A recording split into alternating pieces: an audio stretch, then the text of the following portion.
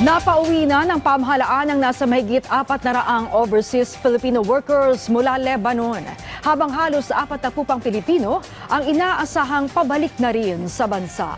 Yan ang ulat ni Vel Custodio. Nitong Sabado lang, 9 na overseas Filipino workers mula Lebanon ang nakauwi sa Pilipinas lula ng Saudi Arabian Airlines SV862. At kahapon lang, 8 pang Pilipinong voluntary repatriated ang dumating sa bansa. Sila ang ating mga kababayan na naipit sa gulo sa pagitan ng Israel at Hezbollah sa Lebanon.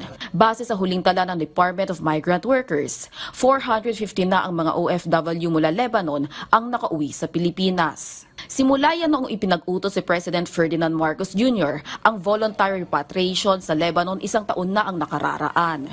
Sa ngayon, meron tayong 266 in our booked commercial flights. Okay?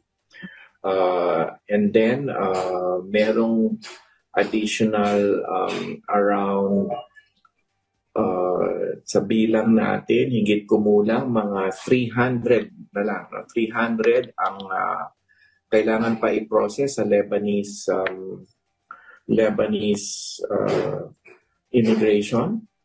So 300 plus 266, that leaves us with around 566 na sigurado tayo na interesado umuwi from Lebanon.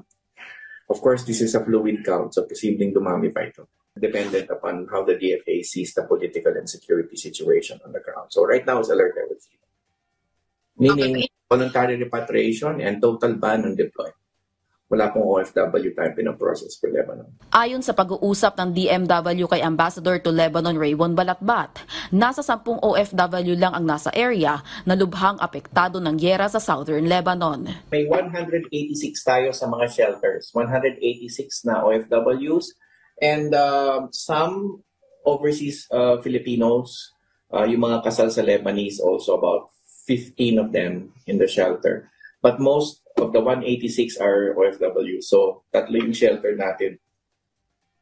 At nasa maayos naman silang condition ngayon. So, 186 in our shelter. Sa Southern Lebanon ay, first yung political security situation na nakadepende tayo sa DFA, but nananalig at nagdadasal pa rin tayo na huhupa ang sitwasyon. Alam natin na mayroon pa rin mga panganib. Halos 40 pang mga Pilipino ang uuwi sa bansa simula mamayang gabi. Sasalubong sa mga repatriated OFW ang 75,000 pesos financial allowance mula sa DMW Action Fund, 70,000 pesos ang livelihood assistance mula sa DSWD at skills trading voucher mula sa TESDA.